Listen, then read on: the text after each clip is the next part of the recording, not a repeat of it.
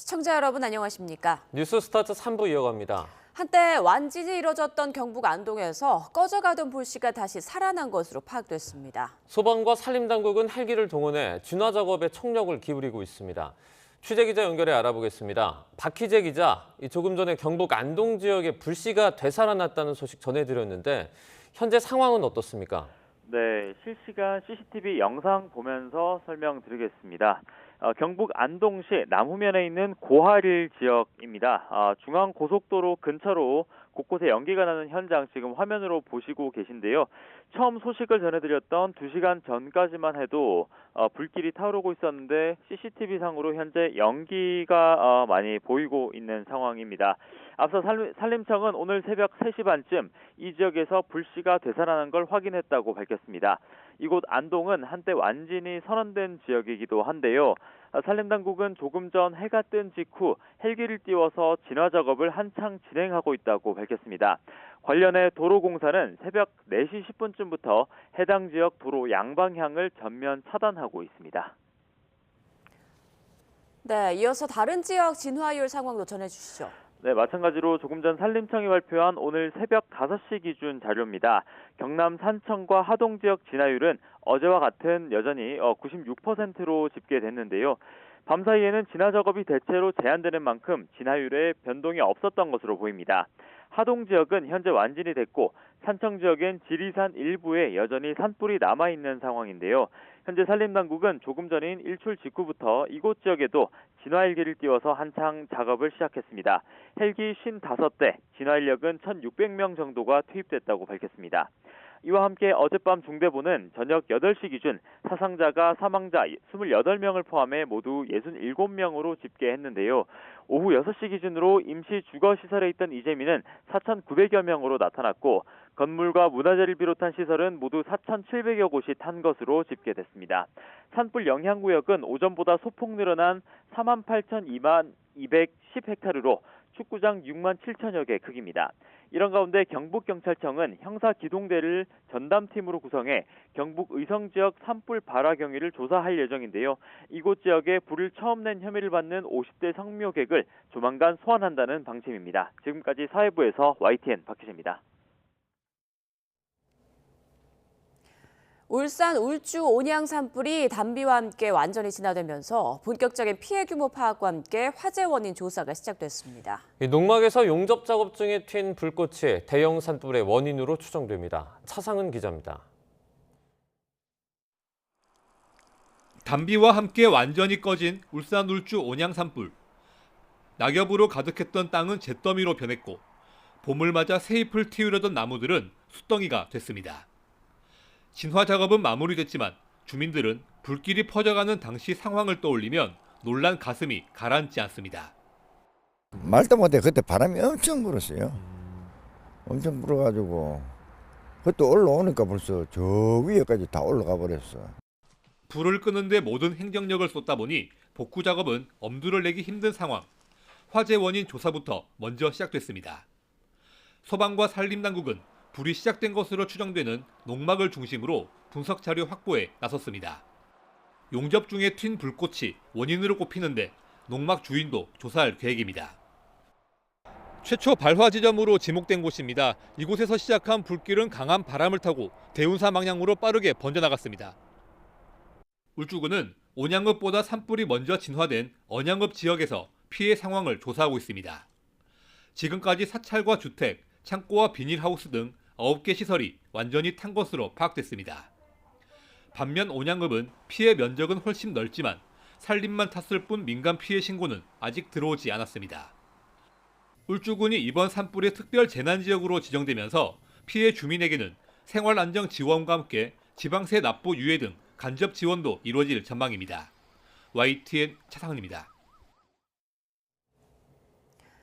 네, 이처럼 동시다발적으로 발생한 이번 산불은 대부분 실화가 원인인 것으로 추정되고 있습니다. 실화자들은 처벌을 받는 것은 물론 배상 책임도 함께 지게 될 가능성이 큽니다. 이경국 기자입니다. 역대 최대 규모의 산림 피해를 준 이번 산불은 대부분 실화에 의해 발생했습니다. 경북 의성 산불은 성묘객 실화, 경남 산청 산불은 예초기 불씨, 울산 울주 산불은 용접 작업이 원인으로 추정됩니다. 감식과 수사 등을 거쳐 화재 원인이 확인되고 실화자가 특정되면 산림보호법에 따라 처벌이 이루어질 전망입니다. 실화자들은 이와 함께 민사상 손해배상 책임도 지게 될 것으로 보입니다.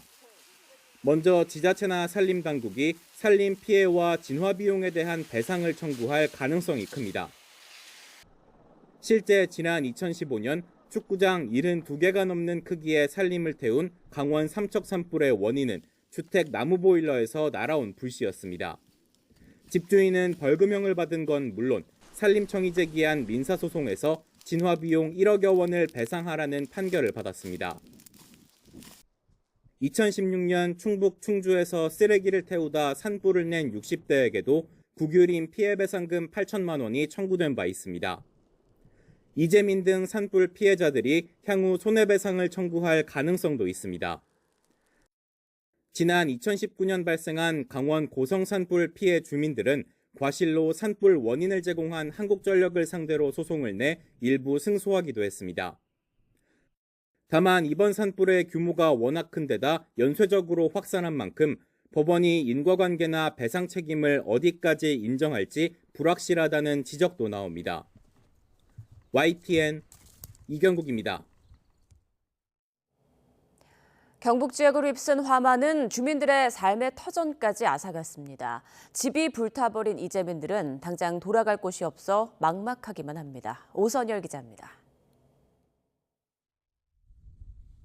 산불이 덮친 마을 곳곳이 검게 그을렸고 주택은 폭격을 맞은 듯 무너졌습니다. 아직도 꺼지지 않은 잔불 주변에서 쉴 새 없이 매캐한 연기가 피어오릅니다. 화마가 휩쓸고 간 마을입니다. 물과 전기, 통신까지 모두 끊기면서 마을 주민들은 모두 대피소로 이동했습니다. 대피 물품을 챙기기 위해 집을 찾은 주민은 불타버린 마을을 보며 먹먹함을 감추지 못합니다. 물이 제일 빨리 들어와야 되고 전기가 빨리 들어와야 냉장고부터 해가지고 막 그 가동을 해서 살 수가 있지. 안 그러면 못 살아요. 대피소에 모인 주민들은 강당 바닥에서 힘겨운 나날을 보내고 있습니다. 대부분 고령이지만 급하게 대피하느라 약봉투를 챙길 시간조차 없었습니다. 약도 하나도 못 챙기고 빈몸을 막 쫓아 나왔어요. 야, 이 옷도 입은 채로 아주 이래 만지면 이 손이 막 시커머요. 쪽잠을 자고 씻지 못하는 불편함보다 생계를 이어가던 농사 걱정이 앞섭니다. 각 동네마다 안 그러면 컨테이너를 하나 갖다 주던도 이게 불편한 게 지금 이거 계속 마냥 여기 있을 수는 없잖아요. 농사철인데. 경상북도는 이재민들을 위해 호텔과 기업 연수시설 등 임시거처 마련에 나섰습니다. 이와 함께 농사를 짓는 주민들을 위해 에어돔 형태의 시설도 거주지 근처에 설치할 계획입니다. 임시주택을 마련하는데도 한 달 이상 시간이 걸립니다. 그래서 한 달 동안에 바로 집 옆에서 생활할 수 있는 그런 공간을 마련하는데 최대한 노력을 하겠습니다. 경북을 휩쓴 산불로 삶의 터전을 잃은 주민들은 하루라도 빨리 복구 작업이 완료돼 집으로 돌아가기만을 기다리고 있습니다. YTN 오선일입니다. 이번 산불은 수백 년 역사와 전통을 간직한 우리의 문화유산도 잿더미로 만들었습니다. 처음으로 가장 높은 단계의 국가유산 위기경보가 발령된 가운데 이번 산불로 생긴 국가유산 피해가 27건에 달하는데요. 경북 안동의 문화유산 피해 현장을 임혜진 기자가 찾았습니다. 깊은 산자락에 위치해 풍광이 좋기로 유명한 안동 지뢰예술촌이 통째로 불에 탔습니다. 고택 체험을 하려는 사람들로 예약이 끊기지 않던 곳인데 지금은 온전한 건물이 거의 없을 정도로 폐허가 됐습니다. 마을에 있던 문화유산도 삽시간에 넘어온 산불에 힘없이 쓰러졌습니다. 1800년에 세워진 경북 문화유산 지산서당입니다. 강한 바람에 문은 떨어져 나갔고 건물이 있던 자리에는 산산이 부서진 기왓장이 흙무더기에 뒤엉켜 있어 발을 디디기도 쉽지 않습니다. 옆에 있던 지촌 종택과 행랑채도 모두 불에 탔습니다.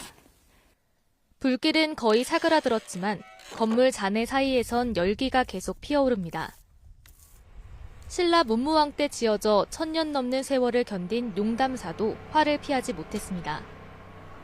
법당인 무량전과 대웅전은 다행히 큰 피해가 없었지만 사찰의 심장 역할을 하는 종무소 한 채가 흔적도 없이 사라졌습니다. 신자들의 시주로 한 장 한 장 쌓아 올린 기왓장도 곳곳에 나뒹굽니다. 새벽에 급히 몸을 피했던 스님은 혹시라도 다시 불이 번질까 전기와 수도가 모두 끊긴 사찰로 돌아와 밤낮으로 잔불을 끄고 있습니다. 대들보도 많이 의미 있는 신도들이 다 힘을 모아서 진 건데 좀 많이 아쉽죠. 신도들하고 지역 주민들이 같이 하고 있으니까 어서 빨리 일어나서. 또 금악산 중턱에 있어 산불의 직격탄을 맞은 금정암 화엄 강당도 비석만 덩그러니 남긴 채 폭삭 무너졌습니다. 이 밖에도 조선 후기 고택인 국탄댁과 송석제사가 전소되는 등 이번 산불로 안동에서만 문화유산 11곳이 불에 타 훼손됐습니다. 영남권 전체로는 27건에 달합니다. 무서운 속도로 번지며 재앙 수준의 피해를 낳은 이번 산불은 역사와 전통이 깃든 문화유산도 송두리째 앗아갔습니다. YTN 임혜진입니다. 단비가 내린 뒤 기온이 뚝 떨어지면서 산불 진화에 큰 힘이 됐습니다. 다만 북서풍의 영향으로 영남 지역의 건조함은 당분간 이어질 것으로 보여 안심할 수는 없는 상황입니다. 김민경 기자입니다. 간절함 속 산불 지역에 뿌려진 귀한 단비. 어제도 경북 동해안과 내륙 일부에 비가 조금씩 내리면서 산불 진화에 큰 도움이 됐습니다. 양은 턱없이 부족했지만 산을 적시고 습도를 높여줬기 때문입니다. 비와 함께 기온이 떨어지며 산불 확산을 부추겼던 최악의 산박자 중 고온도 해소됐습니다. 영남을 포함한 대부분 지역의 기온이 그제보다 5에서 10도가량 떨어졌고 연일 20에서 25도를 웃돌던 낮 기온도 어제는 15도를 밑돌았습니다. 북쪽에서 찬 공기가 내려왔기 때문인데 주말에는 기온이 더 낮아질 전망입니다. 주말 동안 우리나라는 영하 30도의 찬 공기가 대기 상층에 머물고 차가운 북서풍이 불면서 전국 대부분 지역의 아침 기온은 0도 내외로 떨어지겠습니다. 산불 진화에 불리했던 날씨는 조금 나아졌지만 바람은 여전히 관건입니다. 강한 북서풍이 소백산맥을 넘으면서 일명 팬 현상이 나타나 영남 지역은 건조함이 더욱 심해지기 때문입니다. 따라서 잔불이 남아있다면 언제든 불씨가 살아나거나 옮겨붙을 수 있습니다.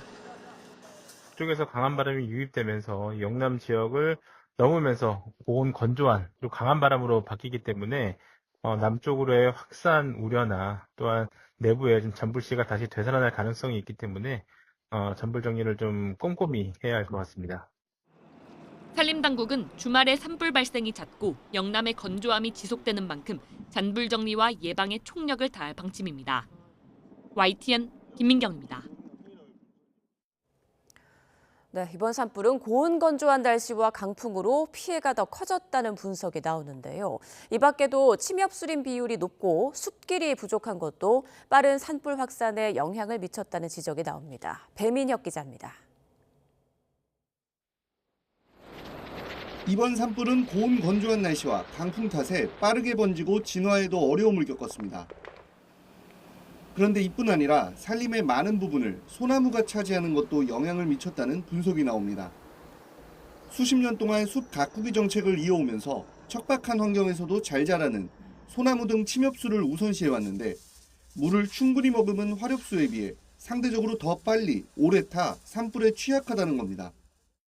소나무 같은 경우는 송진이 있지 않습니까? 이 송진이 기름덩어리인데 그 주성분이 테라핀이라고 하는 휘발성 물질입니다.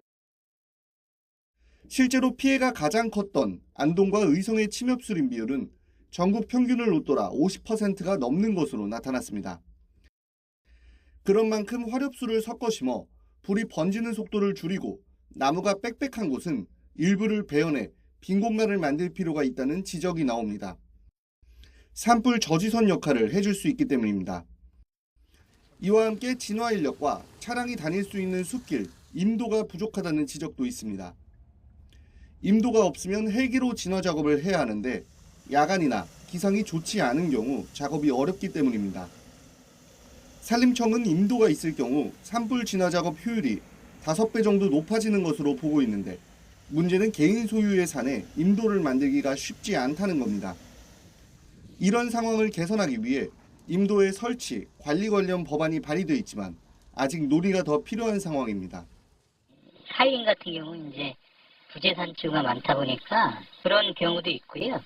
개인이 이제 산주기 때문에 동의를 안 해주는 경우도 있거든요. 대규모 산불이 다시 반복되는 것을 막기 위해 산림의 구성과 관련 규정 등 대대적인 정비가 필요하다는 목소리가 나옵니다. YTN 배민혁입니다. 이재명 민주당 대표의 선거법 위반 무죄에 검찰이 하루 만에 상고한 데 이어서 법원도 즉각 사건 기록을 대법원에 넘겼습니다. 대법원에서 다를 쟁점에 따라서 심리 방식과 선고 시기가 달라질 전망입니다. 신지원 기자입니다. 법원이 이재명 민주당 대표의 선거법 위반 사건 기록과 증거물을 대법원으로 넘겼습니다. 항소심에서 무죄가 선고된 지 이틀 만이자 검찰이 상고한 지는 하루 만입니다. 법원은 특히 1심 6개월, 2심과 3심은 3개월이라는 법정 기간 내 판결을 선고할 수 있도록 신속하게 조치했다며 판결 선고에 따라 당선 효력이 달라질 수 있는 사건은 접수일로부터 3일 내 송부가 원칙이라고 덧붙였습니다. 관련 규정에 따르면 대법원 판단은 항소심 선고 후 석 달 이내인 6월 26일 안에 나와야 하는데 상고심 쟁점에 따라 심리가 길어질 수도 있습니다. 상고를 제기한 검찰은 1심 법원이 장기간 심리 끝에 배척한 이 대표의 일방적 주장만 신뢰했다며 법리 오해와 체증 법칙 위반을 지적했습니다. 1심에서 2년 2개월간 47명의 증인이 법정에 섰는데 2심 재판부가 마땅한 이유 없이 원심의 법정 증언을 배척했다는 겁니다. 또 이 대표의 발언 당시 고 김문기 성남도시개발처장의 친분과 백현동 특혜 의혹에 대해 유권자들이 관심이 컸다는 점도 강조했습니다.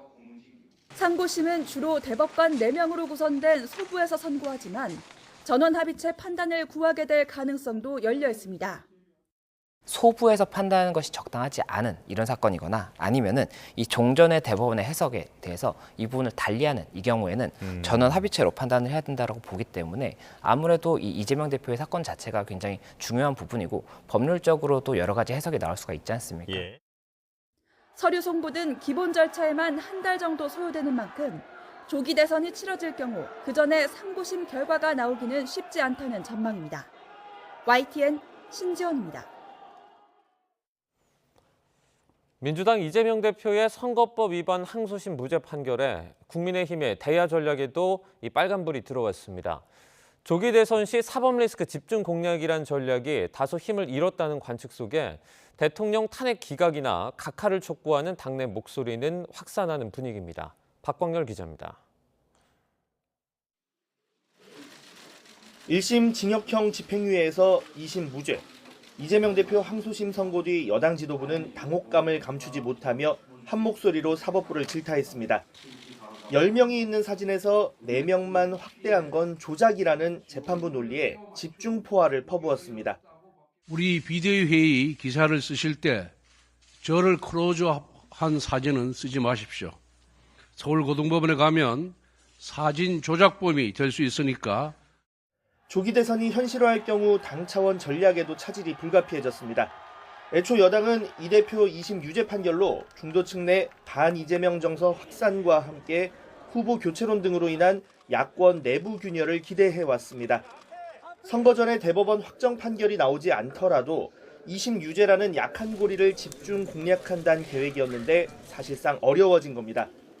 남은 재판들을 언급하며 사법 리스크 불씨를 이어가려는 모습이지만 헌재 선고 뒤 60일 이내란 시간표를 고려하면 조기 대선 전 결론이 나올 가능성은 희박하다는 관측이 높습니다. 이 대표가 전과 사범이라는 사실과 8개 사건, 12개 혐의, 5개 재판을 받고 있는 중이라는 꼬리표가 완전히 떼진 것이 아닙니다. 사법 리스크 효과를 기대하기 쉽지 않다는 점에서 탄핵 심판 기각, 각하 등 대통령 복귀를 촉구하는 당내 목소리가 힘을 받는 기류도 감지됩니다. 윤 대통령이 탄핵 심판 최종 진술에서 개헌 카드를 언급한 만큼 직무 복귀와 함께 임기 단축 개헌 추진으로 시간을 벌고 비명계 호응도 기대할 수 있다는 겁니다. 자녀 임기에 연연해하지 않고 개헌과 정치 개혁을 마지막 사명으로 생각하여 실제 친한동훈계인 박정훈 의원 역시 현 시점에서 면죄부를 받은 이재명을 이길 수 없고 이재명으로부터 대한민국을 지킬 유일한 길이라며 탄핵 불가론을 강조했습니다. 물론 대통령의 임기 단축 개헌 약속이 실천으로 옮겨질지 여전히 미지수란 의구심 섞인 시선도 존재합니다. 더불어 사법부 판결이나 이재명 대표 사법 리스크 등 외부 변수에만 의존하기보단 적극적 자각 노력을 통해 출구를 찾을 필요가 있다는 목소리도 나옵니다. YTN 박광렬입니다. 이런 가운데 이재명 민주당 대표의 대권 가도에 청신호가 켜졌다는 해석이 나왔지만 변수도 생겼습니다. 조기 대선의 전제 조건인 헌법재판소의 윤석열 대통령 탄핵 심판 선고가 기약 없이 늦어지면서 민주당이 대응책을 고심하고 있습니다. 김경수 기자입니다. 이재명 대표는 대선 출마길이 막힐 수도 있었던 공직선거법 사건 2심에서 무죄를 선고받으며 기사회생했습니다. 대권을 잡을 가능성이 커졌다며 이른바 별의 순간이 가까워졌다는 평가까지 나왔습니다. 김종인 위원장이 쓰시던 말 중에 별의 순간이라고 왜 그 유명한 말 있잖아요. 이재명 대표한테 별의 순간이 왔습니까? 저는 왔다고 봅니다. 대법원 판결이 남았지만 그 전에 조기 대선이 현실이 될 거란 전망이 현재 당내에선 우세한 편입니다. 다만 헌법재판소의 윤석열 대통령 탄핵 심판 선고가 4월로 넘어갈 가능성이 커진 건 변수입니다. 헌재가 아무런 이유도 없이 국민들이 납득할 수 있는 이유도 없이 계속 미룬다는 것은 그 자체가 헌정 질서에 대한 위협 아니겠습니까? 헌법재판관 8명 가운데 탄핵 인용 의견이 5명에 불과해 선고가 지연되고 있다는 관측이 확산하면서 민주당은 헌재를 향한 압박 수위를 고심하고 있습니다. 기각이나 각하 의견으로 추정되는 헌법재판관들만 콕 집어 비판하자거나 의원 전원이 24시간 철야 농성에 돌입하자는 주장도 나왔습니다. 민주당에서 이제 철야 농성까지 검토하겠다고 하는데 거기에 대한 결과가 나오지 않았고요. 지금 하고 있는 것들을 더 열심히 하겠다라가 기본 입장입니다. 동시에 마은혁 헌법재판관 후보자를 임명하지 않는 한덕수 권한대행을 그냥 둘 수 없다는 위기의식 역시 점점 커지는 기류입니다. 4월 18일이면 재판관 2명이 퇴임해 헌재가 다시 6인 체제로 되돌아가는 만큼 그 전에 특단의 조치를 취해야 한다는 겁니다. 마 재판관을 임명하지 않는다면 우리 국회는 아무것도 따지지 않겠습니다. 바로 한 권한대행에 대한 재탄핵 절차에 들어가겠습니다. 마 후보자가 임명되면 추정으로 거론된 이른바 5대3 고착 구조도 깨트릴 수 있을 거란 기대인데 다만 이를 위해 또 탄핵 카드를 꺼내는 건 부담입니다. 헌재에 탄핵 사건을 추가로 보내는 게 윤 대통령 선고에 실익이 없을 거란 지적도 만만찮습니다. 이게 윤석열 파면 선고를 더 늦출 가능성이 있고요. 추가적인 사건을 보내는 것이. 그리고 두 번째는 국민들이 이 잦은 탄핵에 피로감을 느끼고 있는 게 사실입니다. 이미 발의된 최상목 경제부총리 탄핵안 표결 절차는 영남권 대형 산불 영향으로 잠시 늦춰진 상황. 하지만 최상목 부총리에게도 헌법재판관 미임명에 책임을 물어야 한다는 원내 지도부 의지가 강해서 중도층 여론을 의식할 수밖에 없는 이재명 대표의 고심은 깊어질 것으로 보입니다. YTN 김경수입니다. 윤 대통령 탄핵 심판 변론이 종결된 지 한 달이 지나도록 나오지 않는 결론에 정치권은 다양한 해석을 내놓고 있습니다. 일부 헌법재판관이 선고를 내리지 않고 퇴임을 하는 것 아니냐는 관측도 나옵니다. 김다용 기자입니다. 속도를 내던 대통령 탄핵 심판 변론 일정과 달리 늦어지는 선고에 여당은 일부 기대감과 함께 의구심도 드러내고 있습니다. 일단 헌법재판관 8명이 5대3으로 갈라져 탄핵 정족수인 6명에 못 미치고 있다는 가설에 힘을 싣고 있습니다. 당 핵심 인사는 YTN과 통화에서 원래 선고 기일을 잡은 뒤 평결을 하는데 문영배 소장 권한 대행이 재판관들로부터 탄핵 인용이란 확신을 받을 때까지 미루는 것 같다고 분석했습니다. 다음 달 18일 임기를 마치는 문 대행과 이미선 재판관이 끝내 결론을 내리지 않고 물러나는 것 아니냐는 전망엔 역시 기각을 전제로 한 해석을 달았습니다. 두 재판관이 진보 성향이니만큼 탄핵을 인용시키지 못할 바에 후발주자에게 넘기는 게 속편할 거란 해석인데 당에선 먹튀를 한다면 최악의 재판관으로 기억될 거란 비난도 나옵니다. 억지로 인위적으로 8대0으로 맞추기 위해서 내부적으로 그것을 조작한다거나 내부적으로 그것을 몰아간다거나 한다면 결코 온당하지 못합니다. 애초 선고가 이달 중순으로 전망됐던 만큼 야당은 헌법재판소의 정치적 고려를 의심합니다. 대통령 탄핵 심판을 최우선으로 처리하겠다던 공언과 달리 한덕수 대행을 포함한 다른 사건 뒤로 밀린 데다 시기적으로 이재명 대표 항소심 선고 이후가 된 점도 공교롭다는 취지입니다. 그러면서 과거 박근혜 전 대통령 사건 때도 보수 성향 재판관이 있었지만 만장일치로 탄핵이 인용됐다며 이번에도 누가 하든 똑같은 결과가 나올 수밖에 없다고 강조합니다. 재판관 한두 명이 시간을 끌고 있다는 얘기도 나왔는데 선고가 더 늦어지면 대한민국은 더 큰 혼란에 빠질 거라며 조속한 결론과 함께 한대행의 마은혁 헌법재판관 후보자 임명도 거듭 요구했습니다. 마 후보자의 탄핵 심판 참여 여부가 불투명해도 일단 최대한 인용 가능성을 높이고 다음 달 재판관 공백에 미리 대비하자는 의도로 풀이됩니다. 마은혁 재판관을 즉시 임명하십시오. 그렇지 않을 경우 마찬가지로 우리 국회는 아무것도 따지지 않겠습니다. 즉시 탄핵하겠습니다. 헌법재판관들이 어떤 패를 갖고 있는지 알 수 없는 건 정치권도 마찬가지입니다. 여당이 탄핵 기각이나 각하, 야당이 인용을 전제로 말하는 건 여론전 성격도 있는데 헌법재판소의 예상 밖 장고에 아전 인수격 해석이 난무하는 모습입니다. YTN 김다현입니다. 우원식 국회의장은 한덕수 대통령 권한대행의 마은혁 헌법재판관 임명 보류가 심각한 국헌 문란이라며 헌법재판소에 권한쟁의 심판을 청구했습니다. 우 의장은 마 후보자 마임명을 둘러싼 이 헌재의 위헌 판결이 한 달 이상 지났고 한 총리가 대행 복귀 이후에도 위헌 상태를 장기화하고 있는 중대한 상황이라며 이같이 밝혔습니다.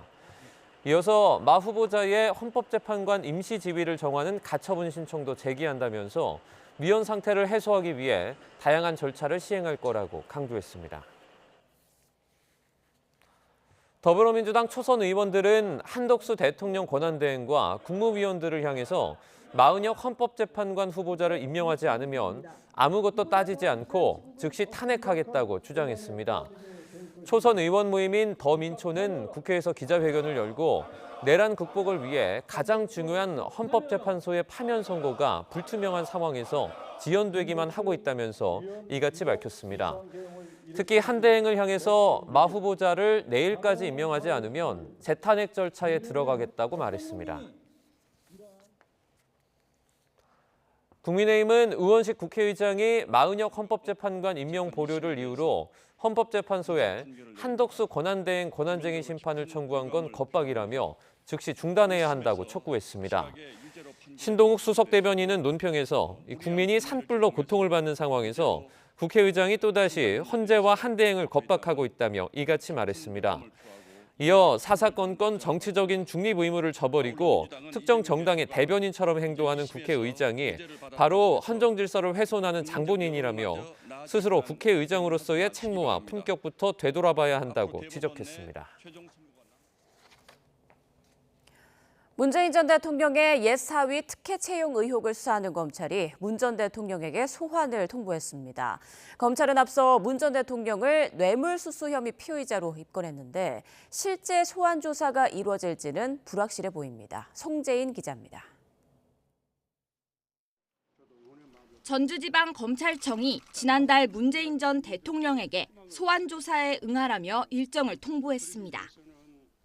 옛 사위 서모 씨의 특혜 채용 의혹과 관련해 대면 조사가 필요하다고 판단한 겁니다. 검찰은 이상직 전 더불어민주당 의원이 문재인 정부 시절인 지난 2018년 3월 중소벤처기업진흥공단 이사장 자리에 오른 것과 이후 이 전 의원이 실소유한 태국계 법인 타이스타젯에 서 씨가 전무이사로 취업한 것 사이에 대가성이 있는지 수사해왔습니다. 항공업계 실무 경험이 없던 서 씨가 임원으로 입사한 만큼 특혜 채용이 아니냐는 겁니다. 나아가 서 씨 취업 이후 문 전 대통령이 딸 다혜 씨에 대한 경제적 지원을 끊었던 만큼 서 씨가 급여 등 명목으로 타이스타젯에서 받았던 2억여 원이 결국 문 전 대통령 등에 대한 뇌물 성격이 아니었는지 의심하고 있습니다. 이에 따라 검찰은 지난해 다혜 씨 제주별장과 서울 자택 등을 압수수색하면서 문 전 대통령을 영장의 피의자로 적시했습니다.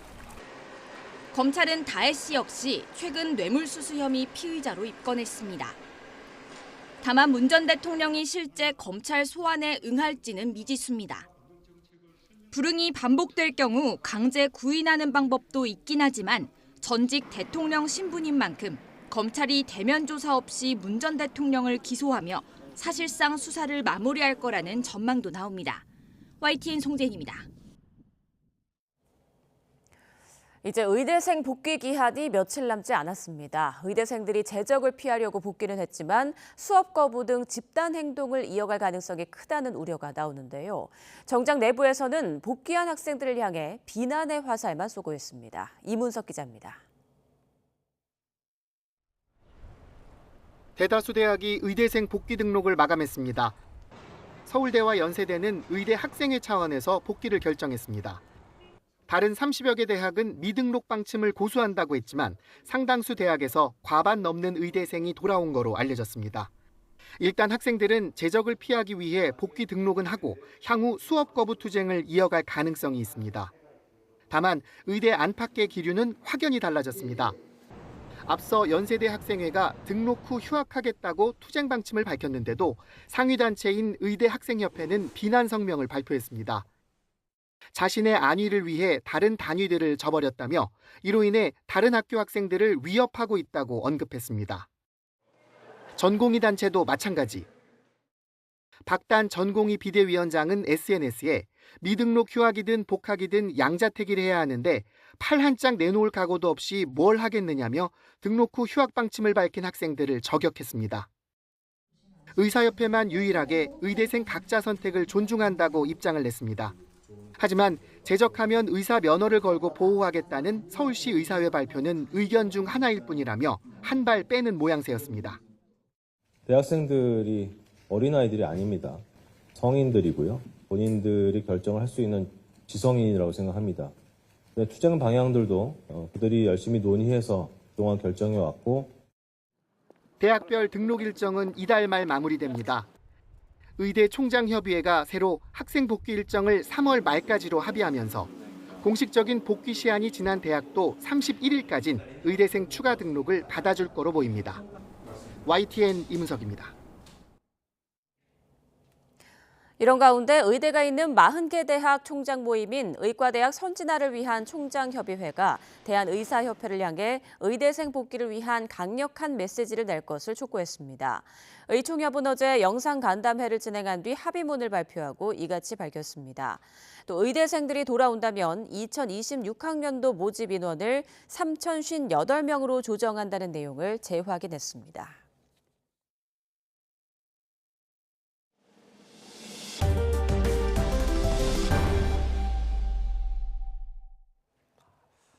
토지거래 허가구역 확대 지정으로 강남을 중심으로 한 집값 급등세는 일단 주춤한 모양새입니다.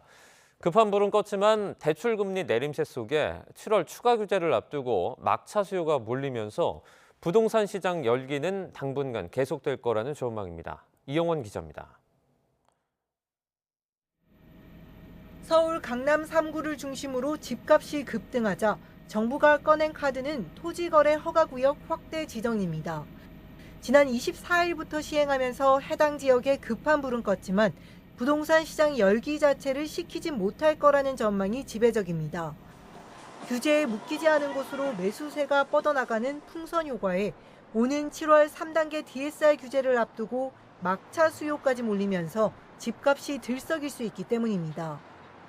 실제로 정부가 강남과 용산을 토지거래 허가구역으로 묶은 뒤 경기도 과천의 집값 주간 상승률은 0.55%로 여전히 높았습니다. 허가를 받지 않아도 되는 인근 지역이라든지 수도권은 거래가 계속해서 늘고 있는 상황입니다. 하반기 대출 규제 문턱이 높아지기 전에 막판 매수세도 유입될 수가 있어서 대출 문턱이 낮아진 것도 수요를 부추기고 있습니다. 은행권 가계대출 금리는 석 달째 내림세입니다. 특히 주택담보대출도 한 달 만에 하락 전환했는데 한국은행은 이런 추세가 계속될 것으로 내다봤습니다. 은행 존유물 금리를 좀 봐야 되거든요. 지난 2월 대비 한 0.02%포인트 좀 소폭 떨어졌어요. 또 1월 중순에 그 가산금리 내리겠다고 그 은행들이 발표를 많이 했잖아요. 이제 반영이 될 거기 때문에 좀 완만하게 좀 하락할 것으로 이렇게 보고. 이에 정부는 2분기 이후 가계대출이 많이 늘어난다면 가능한 모든 조치를 한다는 방침입니다. YTN 이영훈입니다. 서울시가 토지거래 허가구역을 확대 지정한 이후 토호제 대상이 아닌 주변 지역 집값이 뛰는 이른바 풍선 효과가 우려됐는데요. 마포와 강동구 등 주변 지역의 경우 호가는 올랐지만 관망세는 여전한 모습입니다. 최두희 기자가 현장을 다녀왔습니다. 서울 마포구의 한 대단지 아파트. 지난 24일부터 강남 3구와 용산구 전체 아파트로 토지거래 허가구역을 확대 재지정한다는 소식이 전해진 이후 일주일 새 최대 1억 원까지 호가가 뛰었습니다. 하지만 부동산 중개업소를 찾는 손님들의 발길은 뚝 끊겼습니다. 전세를 끼고 집을 사는 갭 투자 수요도 잠잠합니다. 지금 손님이 거의 없어요. 그리고 매물 자체도 없고요. 해제했을 당시에는 갭 투자들이 좀 있었거든요. 근데 지금 아예 문의 자체가 없어요.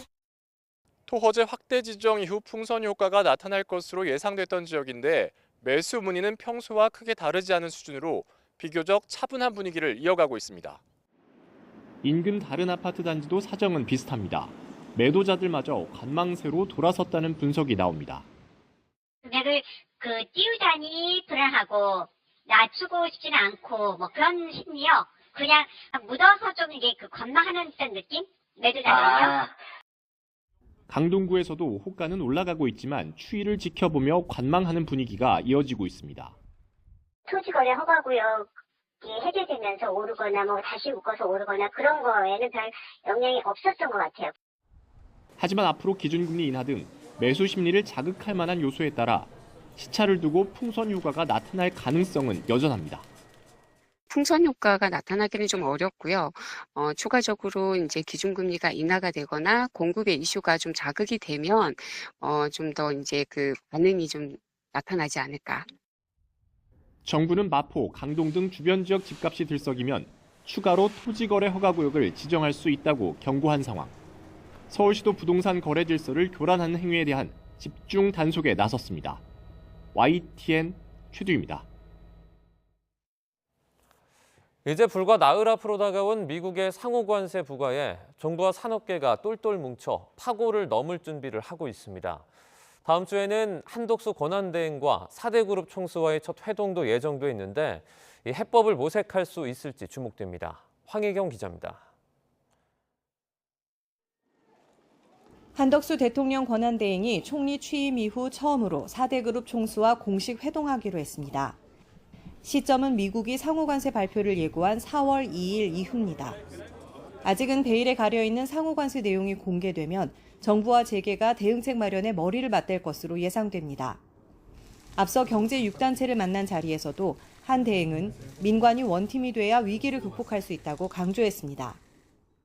지금의 위기도 기업과 정부, 국민이 모두 한마음이 되어 총력을 경주한다면 충분히 이겨낼 수 있으리라고 확신합니다. 글로벌 통상 환경이 시시각각 급변하다 보니 정부도 기업도 한데 똘똘 뭉칠 필요성을 절감하는 모양새입니다. 산업부는 대책회의와 간담회 등을 잇따라 열어 관세 조치 진행 상황과 정보를 공유하는 한편 기아차 광명공장과 평택항 수출 현장을 찾아 현장 애로사항도 취합했습니다. 특히 관세로 인한 피해는 중소기업에 더 클 것으로 예상되는 만큼 정부는 긴급 경영자금 지원 등도 검토하고 있습니다. 또 불확실성이 커진 통상 환경을 악용한 원산지 세탁이라든지 핵심 기술 유출을 막기 위한 관세청 특별대응본부도 마련했습니다. 이 무역이 중요한 한국 경제 입장에서는 미국의 관세 부과와 같은 어떤 대외 환경 변화에 대한 대응이 매우 중요합니다. 이러한 위기감 속에서 정부는 말할 것도 없고 기업, 관련 기관들이 개별적으로 노력하기보다는 공동으로 대책을 마련하고 이 밖에도 정부는 과거 정부 부처 중심으로 열렸던 대외경제 현안 간담회를 민간 경제계도 참여하는 경제안보 전략 TF로 전환하고 매주 만나기로 했습니다. 한덕수 권한대행이 직접 관세 문제를 챙기기로 한 가운데 통상전쟁 장기화에 대비하는 정부와 산업계의 긴장감도 고조되고 있습니다. YTN 황희경입니다. 미얀마에서 100여 년 만에 가장 강력한 지진이 일어나 지금까지 사망자만 100명 넘게 발생한 것으로 집계됐습니다. 군부와 반군 세력의 내전이 수년째 이어진 탓에 치안과 의료 시스템도 취약해져 재난의 여파가 더 커질 수 있습니다. 홍주혜 기자입니다. 오토바이가 널브러진 도로 위로 건물 잔해가 우수수 떨어집니다. 사람들은 공포에 질려 비명을 지르며 어쩔 줄 몰라 합니다. 비행기를 기다리는 공항 게이트도 아비규환이 됐습니다. 규모 7.7의 강진이 미얀마 중부를 강타하면서 숨지거나 다친 사람이 계속 늘고 있습니다. 도로와 교량, 건물 같은 공공 인프라도 큰 피해를 입었습니다. We currently have concern for large-scale dams that people are watching to see the conditions of the dam. We also know that the major bridge that connects Mandalay to Sagaing has also collapsed. 게다가 수년째 이어진 내전으로 치안과 의료 등 사회 시스템이 취약해질 대로 취약해져 상황은 더 악화할 수 있습니다. 여러 지각판이 맞닿은 곳에 자리한 탓에 앞으로 다른 강진이 발생할 수 있다는 것도 우려를 키웁니다. In the last 100 years or so, there have been 14 earthquakes with a magnitude of 6 or above within 200 kilometers of the epicenter of today's earthquake. The largest of those had a magnitude of 7.6. 권력을 잡은 뒤 인터넷과 소셜미디어 접근을 막는 등 국민을 외부 세계로부터 고립시켜온 미얀마 군부도 이번엔 국제사회에 도움을 요청했습니다.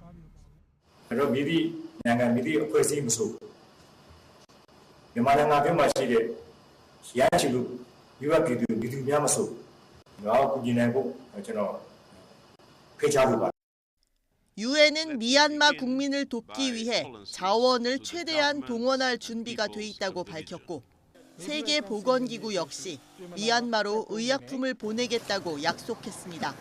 YTN 홍주혜입니다. 조태열 외교부 장관도 미얀마와 태국에서 발생한 지진으로 영향을 받은 분에게 위로를 전한다며 지원 의사를 밝혔습니다. 조 장관은 어제 SNS를 통해 대한민국 정부는 영향을 입은 사람들을 돕고 지원할 준비가 돼 있다며 피해자들이 신속히 구조되길 진심으로 바란다고 밝혔습니다. 앞서 외교부는 현지에 있는 우리 국민 피해 상황을 파악하기 위해 긴급 점검 회의를 개최한 결과 현재까지 미얀마 강진으로 현지 우리 국민 피해 신고는 접수된 것이 없다고 밝혔습니다. 이스라엘이 지난해 11월 레바논 무장정파 헤즈볼라와 휴전에 합의한 뒤 처음으로 레바논 수도 베이루트를 공습했습니다. 자국에 날아온 로켓 공격에 대한 보복이라는 건데요. 헤즈볼라는 자신들의 소행이 아니라고 주장해 양측의 갈등이 다시 격화하는 모양새입니다. 런던에서 조수연 특파원입니다. 마을 곳곳이 처참하게 무너져 내렸습니다. 수북이 쌓인 잔해더미 뒤로 연기가 끊임없이 피어오릅니다. 이스라엘군이 베이루트 남부 일대에 강도 높은 공습을 가하면서 인명피해가 속출했습니다.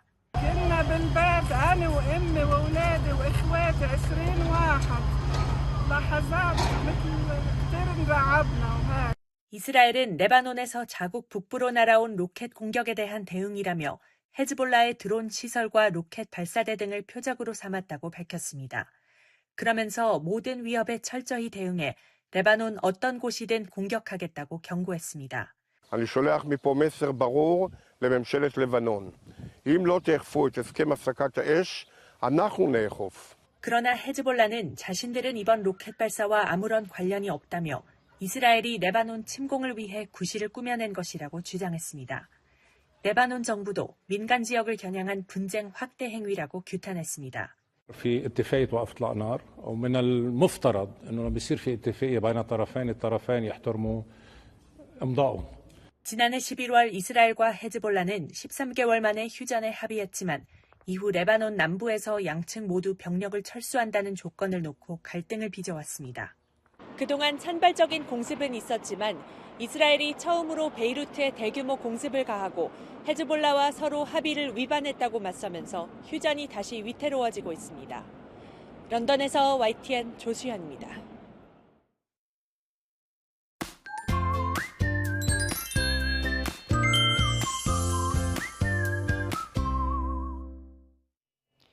동쪽 지방의 건조함은 계속되고 있습니다. 경남 산천과 경북 안동은 아직 불씨가 꺼지지 않은 상황인데요. 내일까지 전국에서 강풍이 예상되는 만큼 산불 추가 피해 없도록 만전을 기해 주시기 바랍니다. 오늘 중부 곳곳에 비나 눈도 옵니다. 양은 5mm 미만으로 적겠고 어제 많은 눈이 온 강원 산간은 최고 5cm의 눈이 더 예상됩니다. 하루 사이에 기온이 뚝 떨어졌습니다. 현재 서울 기온은 0.9도, 체감온도는 영하 2도까지 내려가 있고요. 낮에도 6도에 머물면서 어제보다 기온이 6도가량 낮아져서 쌀쌀하겠습니다. 종일 보온에 신경 써주시길 바랍니다. 현재 기온 살펴보겠습니다. 춘천이 영하 3.9도, 대구가 영상 4.2도고요. 낮 기온은 서울이 6도, 청주가 9도, 대전 10도, 대구는 12도로 예상되고 있습니다. 당분간 비 소식은 없겠고 꽃샘추위는 월요일인 모레 낮부터 점차 누그러질 전망입니다. 날씨였습니다. 뉴스타트 3부 마칩니다. 시청해주신 여러분 고맙습니다.